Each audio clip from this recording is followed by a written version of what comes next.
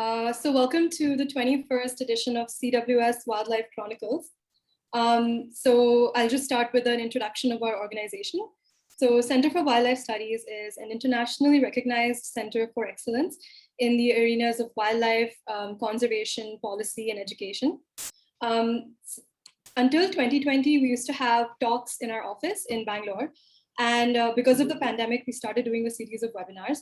Since last year, we've covered a wide range of interesting topics, from zoonotic diseases and public health to tigers, elephants, bioacoustics, and snake bites. If you want to view our past webinars, you can go on our YouTube channel.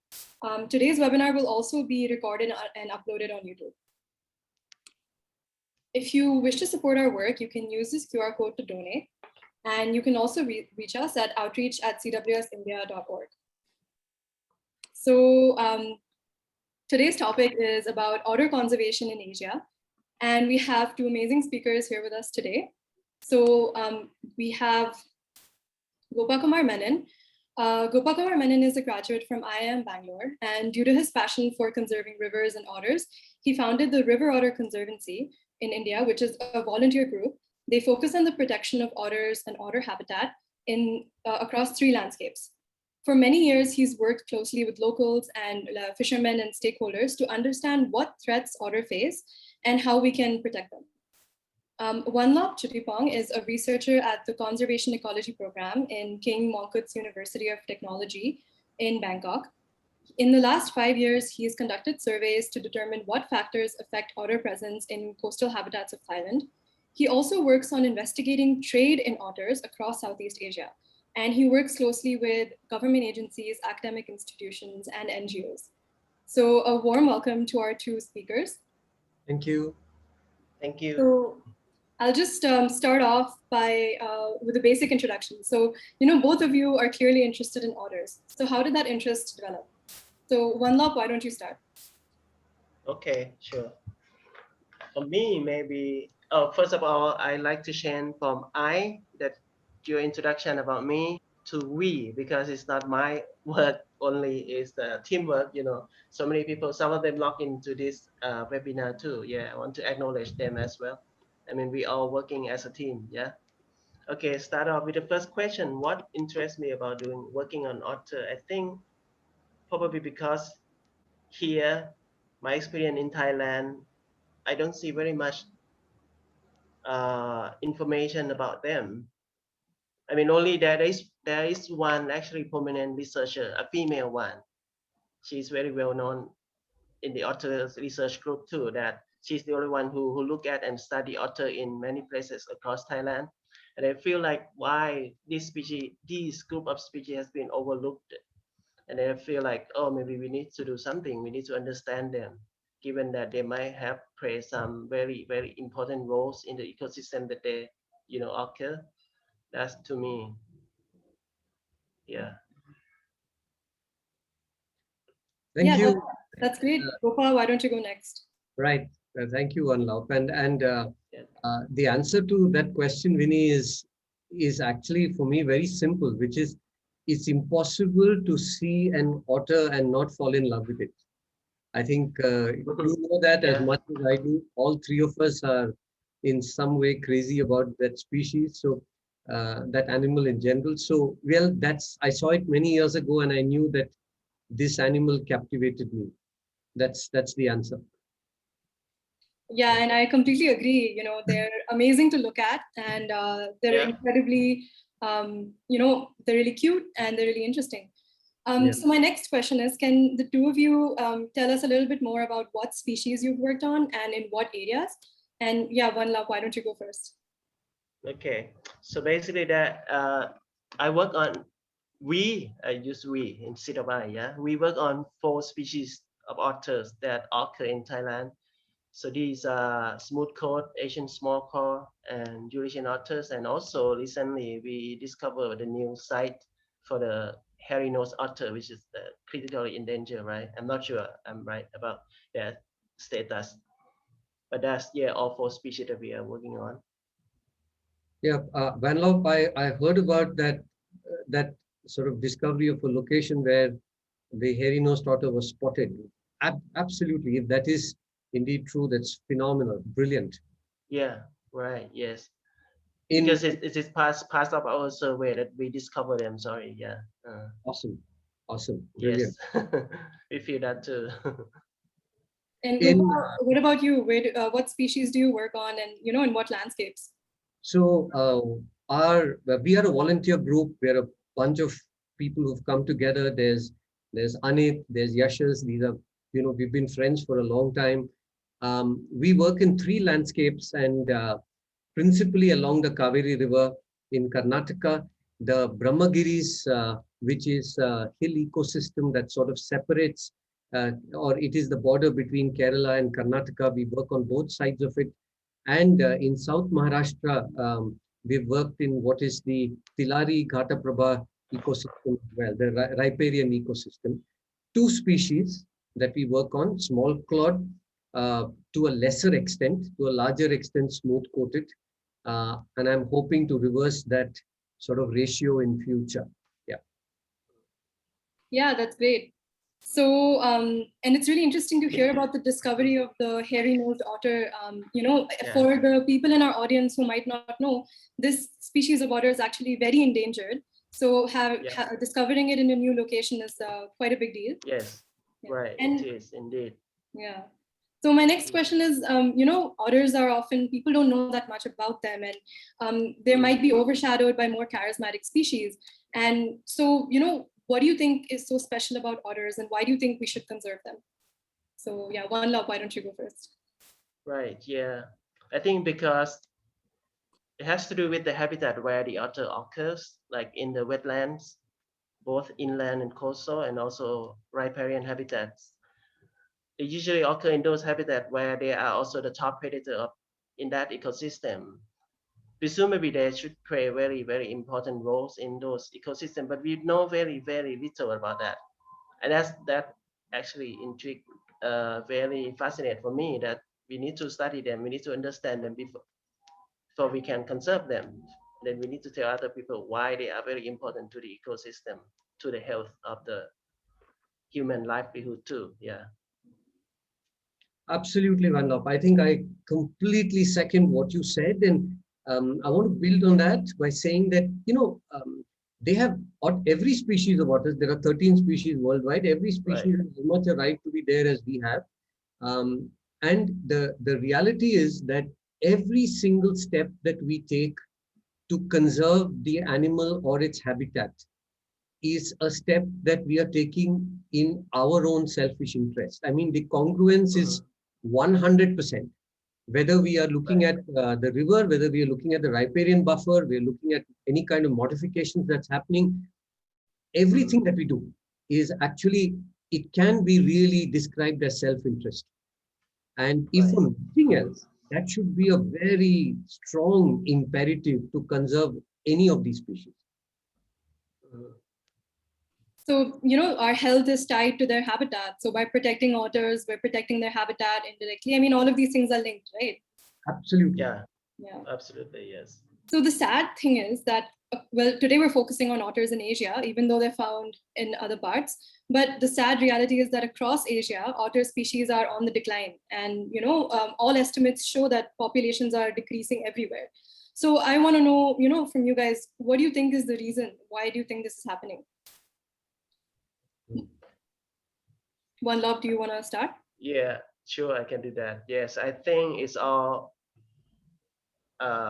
pinned down to our activity, human activities. I mean, we trade them as pet, right? We take them from the wild and trade them. We encroach their habitats. We pollute their habitat. We compete for food with them. All those things contribute to the decline in the population of otter that we don't really know much how much they decline too. But presumably based on the habitat that has been reduced in the many decades ago, like we can assume that their population must be declining in everywhere, at least in my country where we are working on. Yeah. Right. Wanlop, I'll just build Vinny on what Wanlop said, because he sort of, it's pretty much not very different here. It's, I would say, just adding on to that. Just a little bit of background for a minute. Uh, in the late 90s, probably the first decade of this century, there was some pretty organized poaching that happened on smooth-coated otters. In fact, that was trigger for my colleagues and I to start doing something about the conservation side of it. I would say certainly in the last 4 or 5 years, reports of poaching have come down.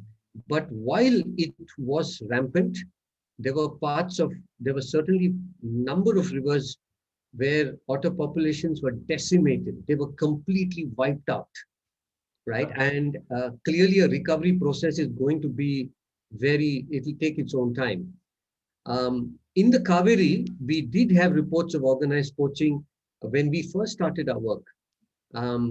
And these were typically traditional groups of, groups that used to travel and migrate and poach. That seems to have come down. Retaliatory killing is a big issue, certainly with fishers, because they just don't like the fact that smooth-coated otters pick up fish from the gill nets and then damage the nets as well. Let me move on to a species, if I may just take a little minute more. The small cloud otter, about which we know so little in the wild, next to nothing, we can only speculate that pesticides have had a fairly big role to play, principally in destroying their prey base and effectively poisoning them through bioaccumulation. Now, we don't have evidence from India for this. We have evidence from other countries, more so from Western Europe. But looking at the sort of pesticides that are used quite commonly in the Brahmagiri landscape, both on the Wayanad side and to a lesser extent on the Coorg side, it wouldn't be a stretch to say that that could be a contributing factor. If there's anybody listening in who thinks they would like to work on this issue, I would say this is such an important issue to work on. One final reason why I think there has been a decline, and this is an unusual reason, because Asian small cloud otters, they are the icons of the stream, not really the river. They are found in wetlands, in streams. They are crepuscular, nocturnal in behavior, and the sort of damage that they face is from things that we don't pay too much attention to sometimes, like glass bottles. If you look at some of my landscapes that we work on in Coorg, in Kodagu, it's very hard to actually walk in the stream in summer without wearing gumboots because you never know what's below your feet. And these are very shallow pools, really shallow. Plastics, for example, including microplastics. I think these are serious issues. Dynamiting and poison fishing are also serious issues, certainly in the Kaveri River, right? I know I'm just wondering what issues we have not discussed. We've pretty much discussed everything, but there you are. Thank you. That was a long answer. My apologies. Yeah. No, it's good. Yes. I think all the points you mentioned are really good. So in summary, you mentioned poaching, you mentioned microplastics, glass, and you mentioned fishing, dynamite fishing. And I think you also meant, I think what we didn't touch upon is that a lot of habitats have also been lost, right? Because of human activities. Right, yes. So coming to my next question, Wanlop, what is the status of otters specifically in Thailand? I mean, do people in Thailand know enough about them? Are they well monitored? Have they been declining or are they stable? What do you think about that? Right. We just learned actually about the status of otters in Thailand in the past, I think 10 years. We collate all the data, available data, and then from that, we start this survey during the last 5 years to determine the distribution of otter across Thailand. We start in the southern of Thailand first, and then we found that they are quite widespread actually, especially in coastal habitat, both of them, smooth-coated otter in particular, like across the landscape of about 2,000 square kilometers that we survey, they occupy more than 50% of that. But the small cloud otter in a lesser proportion, even though they co-occur, but in a much lesser proportion. But what about the Thai? other part of Thailand. We know that they occur across many protected area in riverine habitat in Thailand. And we know that some species like Eurasian otter occur only in some northern portion of the country, while the critically endangered hairy-nosed otter, as we just discovered the new site, only occur in a few spots in southern Thailand. Yes, but not. I don't think we do. The general public know much about otter in that sense. Have they been well monitored? No, there is no such a thing. There is no such a monitoring scheme in Thailand for otter. Yeah, it only happened for tiger and elephant so far, but we hope we can do that. Yeah. I have a follow-up question for you, which is there a lot of focus on otter conservation in Thailand at all? A lot of focus, probably yes, recently. Yes, at least from our group, and there are some other group who are interested in looking at or study otters too. Yeah, a little bit more, I guess. Doing head count, yeah, for those people who are interested in doing otter research in Thailand. Yes, it increased in number. That's really good to hear. And yeah. So, Gopa, do you think you can tell us about the status of otters in India? And if, and maybe more about your study sites. Yes. So I think as far as the Asian small-clawed otter is concerned, the simple answer is we have no idea. We, in fact, don't even know, we don't even have a very good idea of the distribution. And the behavior of the animal and, the various dynamics around it don't make it much easier for us, right? As far as Eurasian is concerned, which is something that we've not studied, but from people like you and from others, what we do know is that we're discovering more and more sites where Eurasian seems to be spotted, seems to have a distribution. Places like Chilka Lake, for example, central India, the landscape of central India, surprising and very, very interesting. As far as smooth-coated is concerned, again, in my study site, which is in sites rather that I can speak about, there seems to be, over a period of time, a stable to marginal decline in population. How do we know this? From our work, as well as from the sort of reports we get from some of the older fishers. So in general, fishermen tend to complain that there are lots of otters and so on. Deeper conversations sometimes elicit a response which could be more truthful. So probably stable, possibly tending to decline in the sites we are working on. But I note that I keep saying probable, possible. There are multiple, so I keep searching for reports and studies done by enthusiasts or wildlife researchers, agencies. So there are sporadic reports that come in, right? There are a couple of, I have a very dear friend who's whom I just got recently introduced to, called Roshnath Ramesh. He is on this call right now, listening in. Roshnath, for example, reported otters in a wetland, which was very interesting because it's connected to a river or not too far away from a riparian ecosystem as well. And I hope to study that in partnership with him later in the year. So we're really getting to know more, right? So yeah, the jury is out, basically. That's great. So I have a follow-up question for you. Yeah. So in India, we have Northeast India, we have Central India, we have South India, and we have Himalayas, and all of these are kind of different in terms of their habitat. Do you think there's any specific part of it? Do you think we need different kind of actions in different parts, or do you think that the status of otters is different across different areas and the threats are different? Yes, certainly. The status is likely to be different. The threats, I can tell you, most certainly are different, right? For example, in the Himalayas, and I'm guessing, okay, I can't say this with great certainty, but I know that dynamite fishing is unlikely to be as much a threat as, let us say, something else could be, right? Say, possibly poison fishing may be more prevalent, looking at the eastern Himalayas, and that to traditional poisons, not chemical poisons so much, right? And to what extent that hurts the animal, we are unable to comprehend at this moment.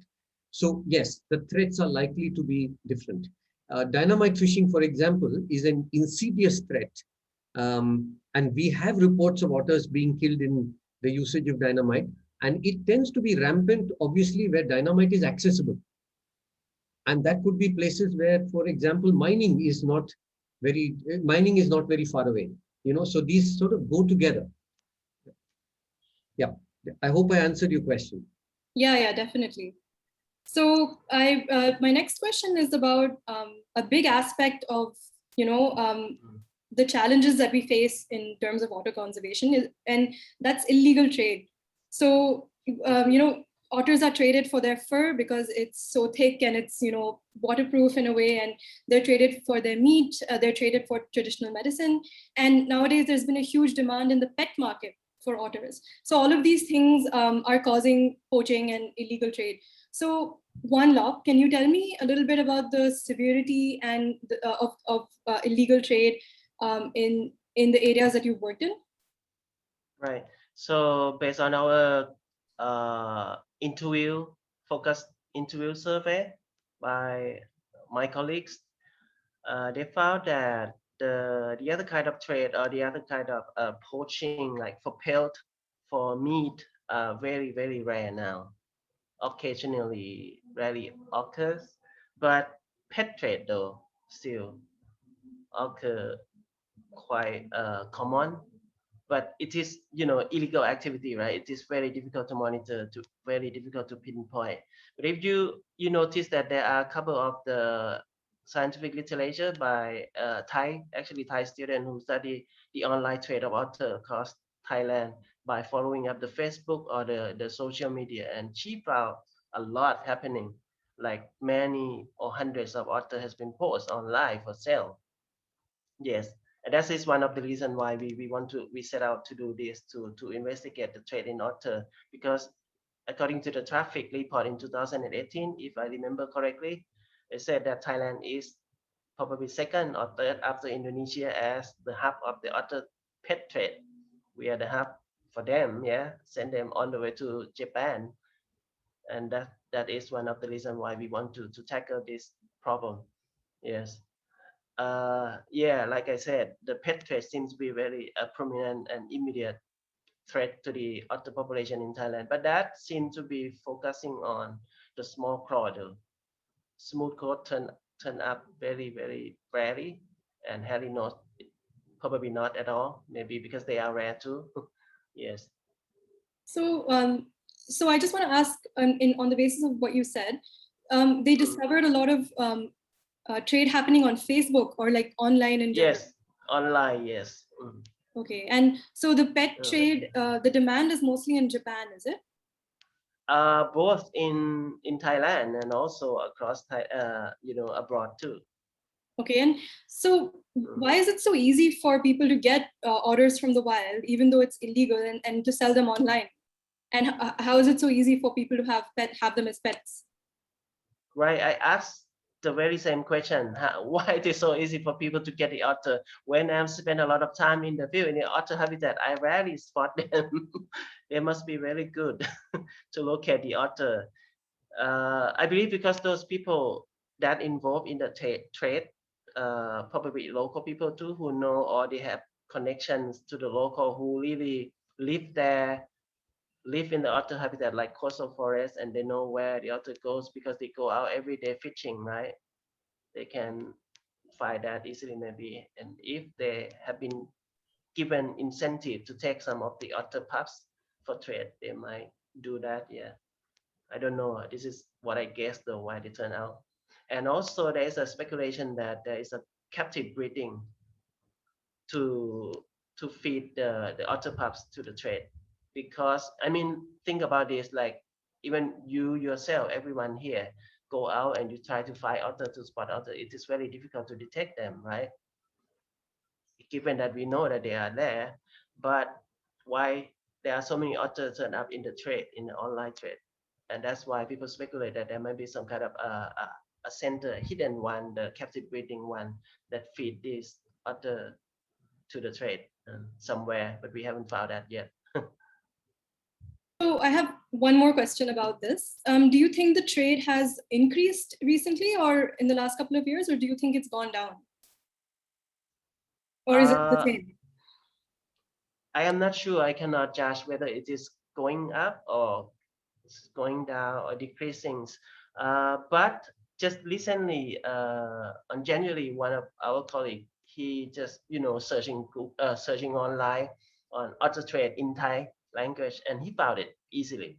Meaning there are still people, yes, offering otter and many other animals too. This is quite common in Thailand still. Like it happened 10 years ago, 20 years ago. It still happen now and then, but we don't know the extent of it, like how widespread, or how many otters are there being traded. So I think it's great that you and your colleagues are working on this, because I think, that it's obviously a very important issue and we need more information. Yeah. So it was great to hear about that. Gopakumar, do you have any insights from India, like about any illegal poaching and trade that happens for otters in India? Well, not really. I'm quite incompetent to talk about that. The only comment to add, one comment to add to what Wanlop said is, what I do know is that the history of trade is that it's very dynamic. So just as in India today, I don't think we have the sort of organized poaching that we had, let's say, 15 years ago. We should never take that for granted. And things can change very dramatically. That's the only comment I want to add. Okay, yeah, great, thanks. So I wanted to now ask about another really important issue, which is that a lot of otters live in wetlands. They live in rivers, mangroves, lakes. So a lot of these habitats are being modified now. Dams are being built. In India, they've proposed river linking projects. And as we all know, in a lot of rivers, a lot of illegal sand mining also goes on, and it goes on unchecked. And so, what do you think is the impact of these activities on these habitats, and how severely do you think these impact otters? So, Wanlop, you can go first. Yeah, I think it is going to degrade the habitat of the otter for sure, and that will have the impact on the population of the otter that live there for sure. That's to my understanding. Yeah, it happened here in some part of coastal Thailand. For example, the seaport being proposed by the government, and all those area will be, the mangrove will be removed, and that clearly the habitat of the otter will be removed, right? Yes. Yeah, I can add later on. Gopa, you can go ahead. I want to add one more threat to what you mentioned, Vinny, which is the destruction of the riparian buffer, which is really a strip of forest which could be anywhere from 10 feet wide to 3 kilometers wide. And across India, we are seeing the riparian buffer being destroyed. And this is really the habitat of the otter. That's where the otter spends most of its time when it is on the terrestrial zone. And this has, especially in the Western Ghats and in hill ecosystems, the riparian buffer is of crucial importance. It regulates water flow, and it has all the services that we typically associate with, in standard ecological terms. So that is, I see that as a very big threat as well, the destruction of the riparian buffer. To come back to these 2-3 points you made about sand mining, dams, and river linking, see, otters, smooth coatage, I'm talking about smooth coatage now. What our team members have consistently agreed on is that the species by and large is very adaptable. And we are not sure if this smooth coated themselves are getting seriously affected by, let us say, a dam. We are not sure. It may be, it may not be. Right? That we see, for example, fairly regular activity in areas where there is quite a lot of sand mining. I don't know whether this is unusual, whether this is normal, but we have seen it. We have documented it as well. However, we all know one thing, which is that the prey populations have declined precipitously. Right? This is, I think, beyond doubt. not because we have done surveys of prey population, but because fishers tell us this, fishermen tell us this. Not just in terms of quantity, but also in terms of diversity, fish populations have been finished. They are decimated.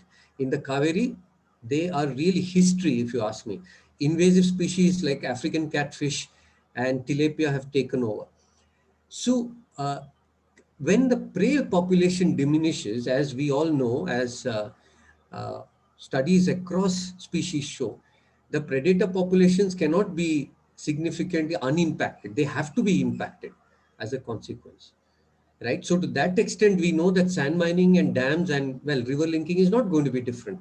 These are going to hit prey populations and by default otter populations. Whether these directly affect otter populations, again, a question mark.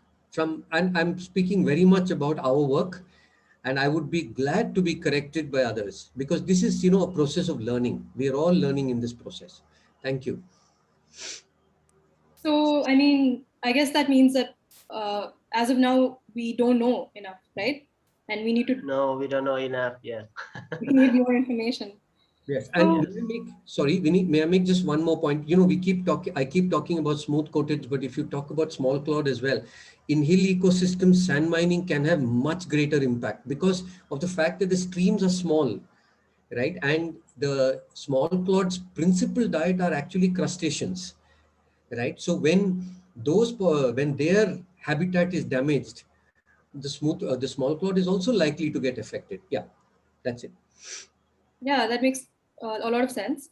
And so what you're saying is that because these habitat modifications affect the prey, they then affect the otters, which are the predators. So it affects fish populations, right? So that means that in a way, fishermen and otters are both dependent on fish. So even though fishermen see otters as their enemies, in a way, they're both linked by being dependent on fish. And the drop in prey is increasing the conflict between these two. You see, Yeah. So there that isn't brings enough. me to Yes, my there next actually question. doesn't seem to be enough to go around. Yeah, yep. Sorry. Yeah, this brings me to my next question, which Gopakumar, you can answer first, is what Right. relationship have you seen between otters and, the local people? So between otters and fishermen, between otters and other people, I mean, what kind of relationships have you seen? Good ones, bad ones? Yeah. So small cloud otters, no real the interactions between them and people are very limited to what we see along the Brahmagiris and the Western Ghats. Right? Let's talk about smooth coated. Almost across the areas we work in, there are issues that fishermen face, and my colleagues Anit and Yashas and myself, we've often been told, take your otters away, or we are going to trap your otters. We have been given indirect threats and so on. Couple of colleagues in a larger circle who work with us, Sugandhi and Rana, have reported the same thing from Tungabhadra, for example. So uh, clearly there is a conflict issue with otters, between fishers and otters. Right. The second kind of impact is when some opportunistic fishermen typically use dynamite, right? Or they use poisons. So that obviously has had an impact on at least 2, 3 incidents that we have really heard about from established sources about otters being killed or impacted by that. Yes, it's a relationship of considerable animosity. It's kind of analogous sometimes to people living on the edges of national parks taking cattle in which are then killed by predators like tigers or leopards, and then they sort of do retaliatory killings. This is sort of the analogy that you can give to what is actually happening in the river. Yeah. And this is rooted in the fact that otters eat their fish and eat fish out of their nets or eat fish from the river, right? Well, that is eat fish from the river is not that much of an issue. Eat fish of the nets. Number two, damage the nets. Because just for a moment, if we wear the hat of the fishers, these are people who we really feel for because they are poor. They have been neglected. They have got the raw end of the stick, right? And they are given the departments across the country that deal with fishermen don't necessarily have the kind of efficiency that they should have to improve their lot. So these people are in trouble. And perhaps if I was a fisherman, I would probably think the same way. So we need to deal with that with a lot of empathy rather than animosity. We can't take a only wildlife attitude. It has to find a middle path. Sometimes there is no middle path.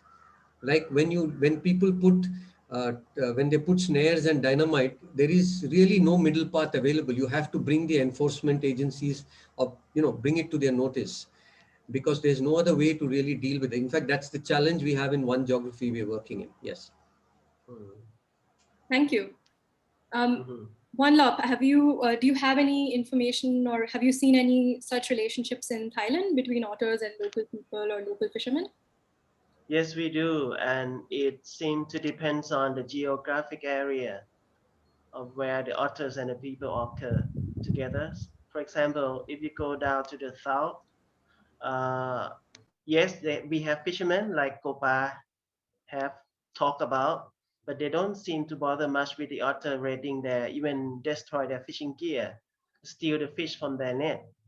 They don't really seem to bother with that. We still do not know for sure why, but we think because the habitat itself is still relatively less disturbed, and then those fishermen still can catch a lot of fish, a lot of benefit from the habitat, from the mangrove, yeah. And then the otters are there, and because of the good or probably plenty of food there, and they don't seem to compete that much, even though otters sometimes raid their fishing gear. But to the other side, for example, that like the small scale fishermen in the middle of Bangkok, they have very, I think, limited socioeconomic status too. And then given the otter raiding their pond, they feel like no, they cannot accept it. They have to kill all these other. This other has to be taken away, otherwise they kill them. You know, the same situation from different perspective, from different background of people can have dramatic, different perception on the otter too. That's what we observe from our survey so far. Yeah. Do you think this is because the fishing that happens, you were talking about near Bangkok, right? So Yeah. do you think this is because the fishing that happens there is more commercial? So maybe people are more angry if they lose money, or is it related to that? I partially, I would say, but the other part would be the socioeconomic status too. For example, in the same community that we conduct the questionnaire survey in the center of Bangkok, uh, only a few people expressed their empathy toward otter, even though they lost their fish too. And then we found out later that those people are the one who kind of having higher socioeconomic status than the rest of the community, where they are really like eke out, you know, and that So could, I believe, that could cause a different perception towards the otter. Yeah. so it's interesting to see that from in different locations the attitudes Yeah. change, Mm. and even though it's similar problems and similar species, Mm-hmm. attitudes are dependent on so many different things. So Yeah. may I make a quick point, Vinny, about Of course, yeah. another area that I think I quite forgot to talk about is coastal aquaculture. And along the Krishna River, 2 years ago, we had worked with a couple of folks, and clearly there was an issue because otters, smooth-coated again, would raid the aquaculture farms, and there would be retaliatory killing. Typically, there Mm-hmm. would be poisoning. Um, Mm-hmm. so yeah, so coastal aquaculture is an issue, right? Mm-hmm. And it is growing. It is often controlled by people who are really well-to-do and got deep contacts. So it's a real challenge to deal with that kind of organized industry Mm. when they have such an attitude of animosity. And once again, it's difficult to blame them, and we need to find a middle ground. Yeah. So we've talked a lot about the problems and all of these threats. So what are the solutions? Like, what are the best ways that conservationists and volunteers and policymakers and scientists, how can they all come together and fix these issues? Wanlop, do you want to go first? That is very difficult question. Actually, I don't know how, but we start doing that a little bit. Yeah, we by working closely with the government agency who is in charge of taking care of the habitat of the otters, and also the otter itself. The good thing about this agency is that they have a good history of considering participation of the local communities, which we believe that is a key too. Like you are not going to have to come up with any policy from a top-down manner, right? You have to ask, you have to talk to the community too. And we hope, and we talk to them, that discuss with them that our survey results should be used to guide their, for example, land use zoning in those coastal area. Like some areas should be zoned as a core conservation area, some should be multiple use zone, something like that. Depends on how they can deal or have a dialogue with the local community. But they have to ensure that all the participation from local community has to be there, has to be accounted for. We start seeing that, we start doing that a little bit. I think that's how the policymaker at that agency level and us researcher and local community can come together, start solving the problem, more or less. I hope I answer your question. Yeah, that makes a lot of sense. What do you think, Gopakumar? So, I think there are two approaches, Vinny. One is, as in Karnataka, we have an otter conservation reserve, and our team has recommended a couple more in a couple of other geographies, South Maharashtra being one, and we are currently working on one more possibly, and that's largely keeping the local dynamics and the condition of the ecosystem and what needs to be done, etc. So in some places, conservation reserve, particularly where it's adjoining, let's say, a wildlife sanctuary or a national park, could be the way to go.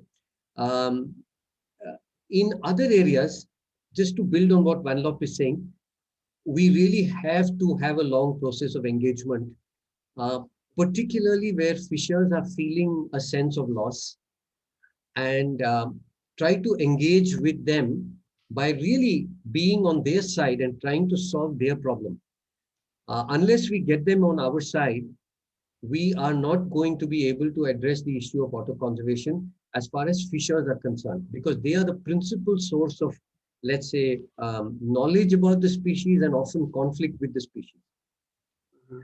A final comment about policy is, India does not have, and I'm talking specifically about India, we do not have a policy on riparian buffers. It's an area of great interest and passion for me.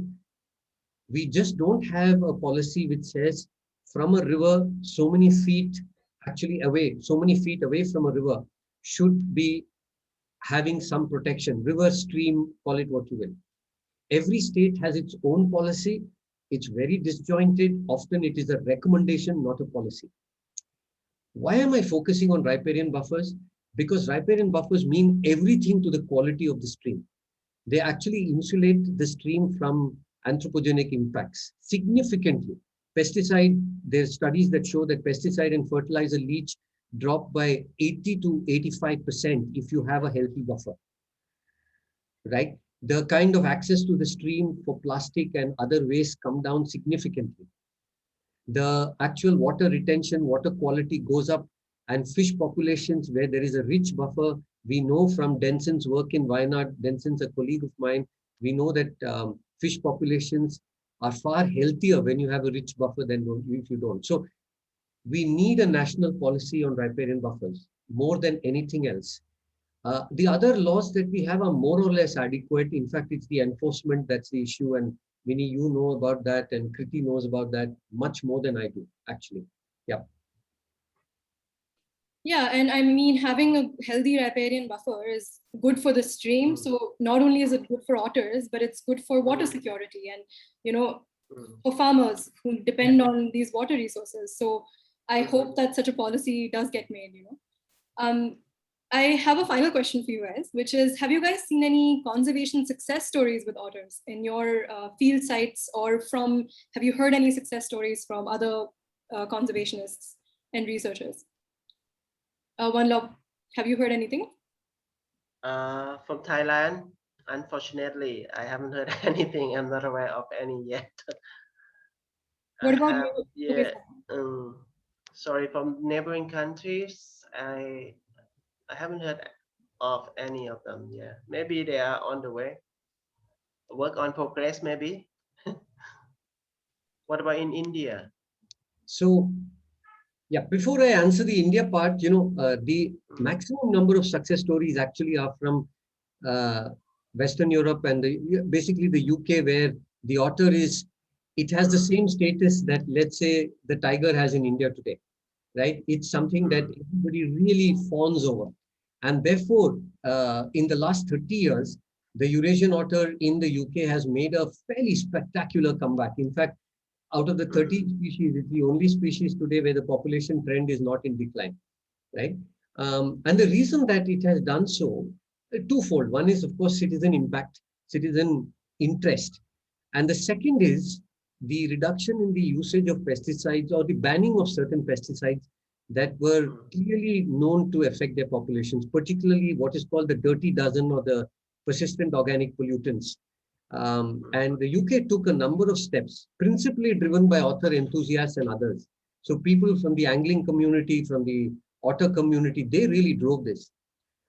And how did it begin in the UK? It all began from a book written 60 years ago called The Ring of Bright Water. 1961 is when it was published. And, that really started off this whole level of interest in the United Kingdom. So there's a little bit of literature there to back that conservation effort. In India, I have a couple of small stories. And the most interesting story is how I actually made good friends with a person who lives near river in Kerala called the Thottupuzha, which is, his name is Ravi Unni. And Mr. Unni and some of his friends, they protested against dynamiting. The otters had vanished from that stream for many years. They were able to not just stop dynamiting, but also sand mining. And as a result of a number of efforts that they put together and the community coming together, the otter populations actually returned. And that's it's not very well known, but it's a reasonable success story.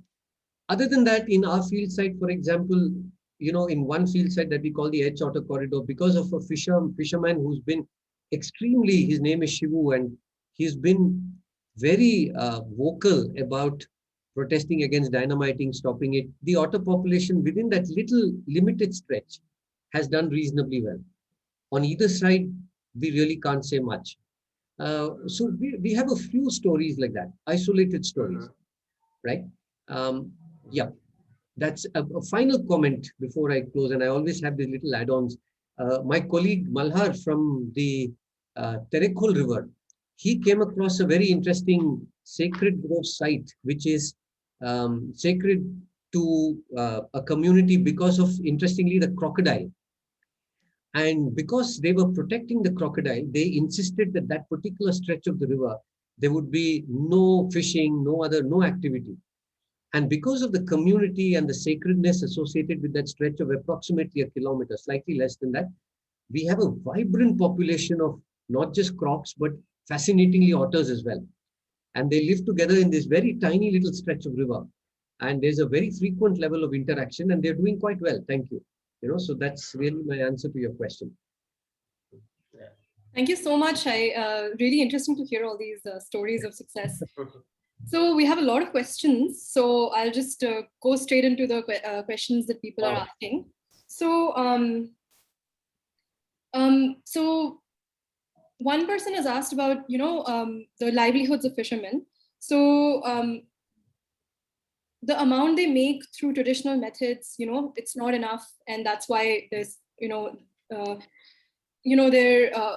there's so much poverty amongst them. So someone is asking, what about enabling and facilitating a shift in livelihood? Is that one potential solution? Is that question to me or? Yeah, Gopa. Both of us. both of you. Gopa, you can go first, and then yeah. Absolutely. And to the person who asked this question, my answer is many of them already have two livelihoods. They don't depend on fishing. In fact, that probably accounts for at least half or more of the fishers, right? They also have a certain sentiment about fishing. They get certain benefits from the government, which in my opinion are very poorly designed, but that's a different story. And that sort of continues to keep them in fishing. So they want to keep one leg in it and have one leg outside, and it's there is sentiment as well as benefits, and therefore you can't really move them away from that livelihood option. In some streams, in some rivers, like the Tilari, for example, you don't find occupational fishermen. They just fish for their consumption. There, the conflict with fishermen is next to nothing. There is hardly any conflict, in fact, right? Highly localized, not a kind of systemic issue like it is along the Kaveri. Yeah. Wanlop, do you have anything to add from a Thailand perspective? Yes, I have a little bit. From what we observe, most of the fishermen, they don't, like Gopa also mentioned in India, they don't only do fishing, but they do have some other occupation, at least something that they can fall back to during the season, the monsoon season, that they cannot go out fishing, right? Which is actually quite good in that sense, that they don't really depend on the fishing alone. So shifting from being fishing to some other thing, alternative livelihood, could be possible too. Yeah, as long as it's, can provide the same or similar benefit, cost and benefit. That I think that how people think of it. I guess that is possible. Okay, yeah, thanks for your answers. Yeah. So one person is asking, what about compensating people for the loss or damage of nets? Can something like this be applied so that people don't retaliate against otters? I know that question is to me. That's a double-edged sword. It's a tough one. So part of the question would be who would compensate? And I must tell you that, it is, it would involve a very high amount of money, because we're talking about lots of fishers and lots of nets per fisher. What about government compensation? Because the government does compensate people right now if they have livestock loss or crop damage near protected areas, right? So could something like that be applied by the government for fishermen? So I think the challenge is the government already has a scheme. It doesn't give them unlimited access to nets. You basically would have to have a scheme which is you return your net and take a new net whenever you want. It would, because when there are otters active in a locality, in a stretch of river, your nets don't last very long at all. They would last in terms of weeks, not even months. Right? And you find it's very common to find fishers sitting by the river or sitting at home repairing their net. So why I'm saying that is it would involve a very high sort of outflow from the government. I'm not saying it's not doable. I'm saying I'm not sure how it would work out to have a sort of virtually, net open and tap sort of scheme, which is what would be necessary if you really wanted it to work. Yes. There's one more issue, by the way, which is nets also cause a lot of pollution in the river, because damaged nets are often just left in the river. In fact, there are instances of turtles and otters being caught in those nets, especially pups.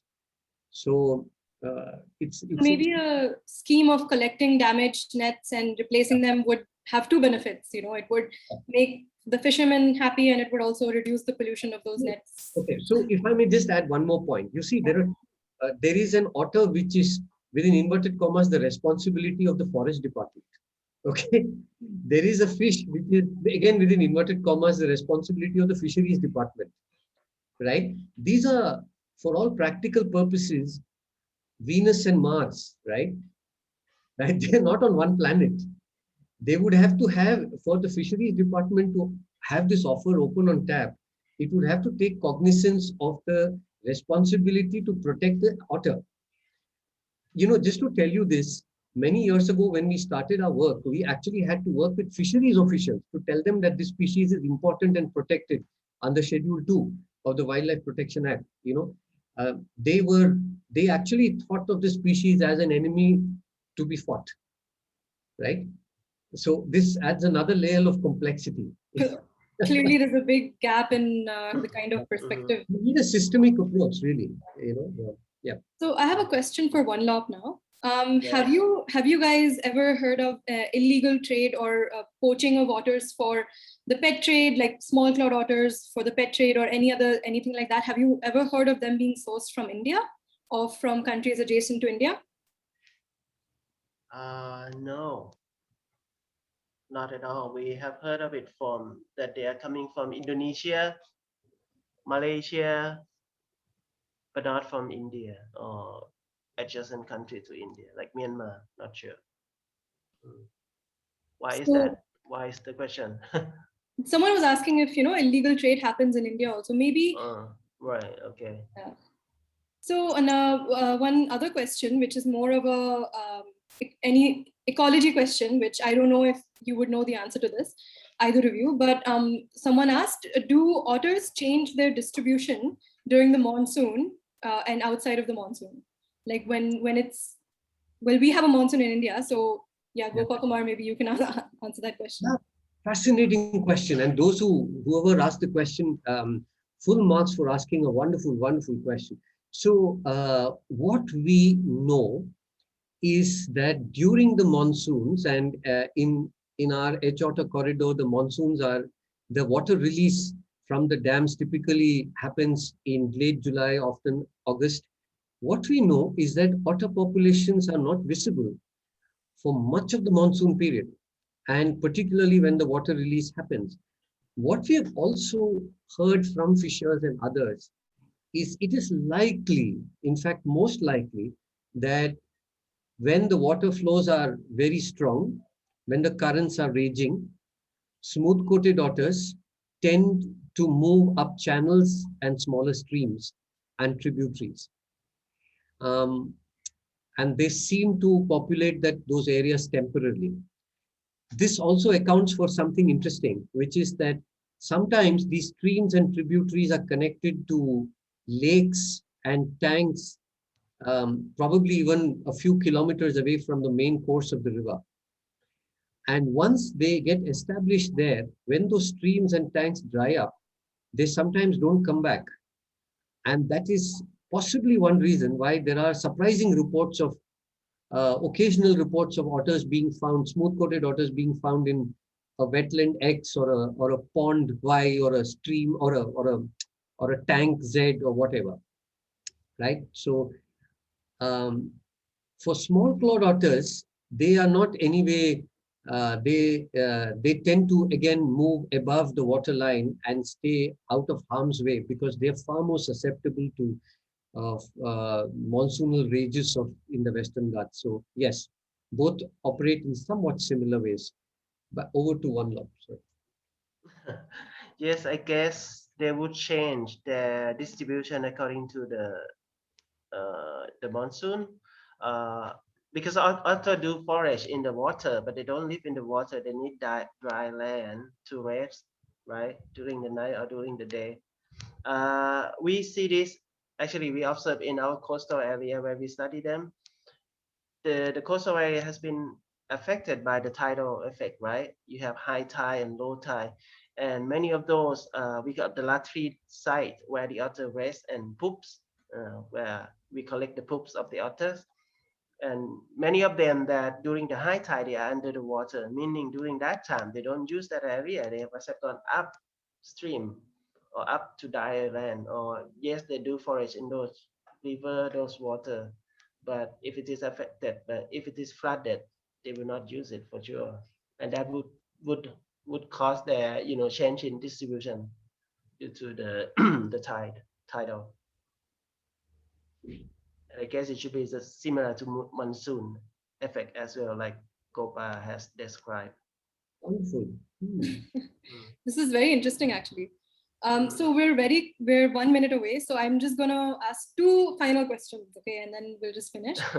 So one question is, what is the best way to engage communities? You said that engaging communities in the long term is the solution, but in your experience, how can we engage them to for them to change their attitudes or to benefit otter populations? So Gopakumar, would you like to go first? Yeah. So we don't have to certainly with smooth coated we don't have to engage the entire community. We just have to engage the primary stakeholders who are fishers, right? And there are 3 points that are very critical. One is we must keep in mind that otters, smooth coatage, do us one big favor by actually taking invasives out of the ecosystem. They often eat African catfish, for example, right? So that's a big ecosystem service that they're doing us, right? Number two, showing the congruence between protecting them and protecting the fishers' livelihoods is very important. And number three, the fact that it is an unusual animal. It is not something that is found across the country. We should use a campaign of local pride and belonging and ownership, which can only come out of slow engagement, which is built on empathy and listening. We have to find solutions. And I'm not saying I have a ready-made solution in hand, but it means dealing with the fisheries department, the forest department, talking about benefits that the fishers could get, and so on and so forth. So that's primarily it. Right. And Wanlop, I do you have any guess, insights? yeah, I guess I'm not in the position to answer this question. I have very limited experience in dealing with community or working with them. I guess, yes, I believe like Gopa has put it, yeah. You just have to deal with the key stakeholder, probably. Either they are local communities or government agency. Mhm. Yeah, so one final question from one of the attendees. So how can we volunteer for the conservation of otters? So how can anyone who's interested in otters, what can they do? You know, so in India, for example, Gopa, what can they do? So I'm going to focus the answer primarily on the word conservation, right? So if you know that there are otters in a particular stretch of river, whichever species it is, right? We need to identify if there are threats. If there are no threats, there is no particular problem, right? I mean, and we've already discussed all these threats, right? The principal threats being the systemic, the sort of dynamiting, etc., etc. We need to look at engaging with the community, that is the primary stakeholder, and getting the forest department intrinsically involved in this process.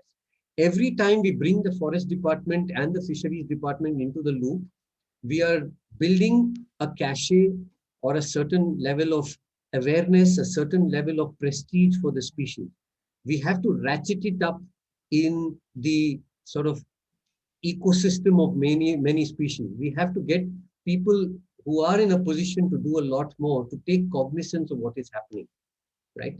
So that is in a nutshell what I'm saying. It involves talking to multiple stakeholders at various points in time, right? And which one will click for you depends on the specifics of the situation. And I think if anyone specifically wants to volunteer with you or with CWS, they just have to reach out to us, right? And we can obviously, if we have opportunities, we can then, help you out with that. And Wanlop, what about, people in Thailand who are interested in otters? Can they do anything? Is there any way they can volunteer or contribute their time? Yes, of course they do, and they can do it.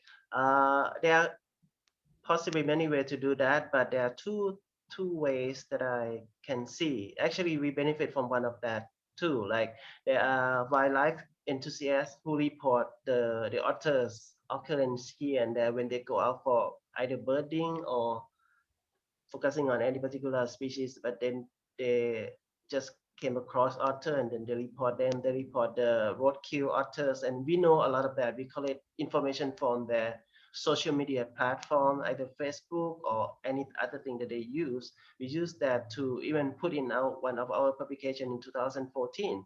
A lot of contribution from these, citizen scientists, right? If you put it that way, that is one way that is very, very useful to get at more understanding about the distribution of this otter. And the other thing, I think this is quite immediate and important too, because otter, as we know, they have been heavily traded, especially the small claw otter.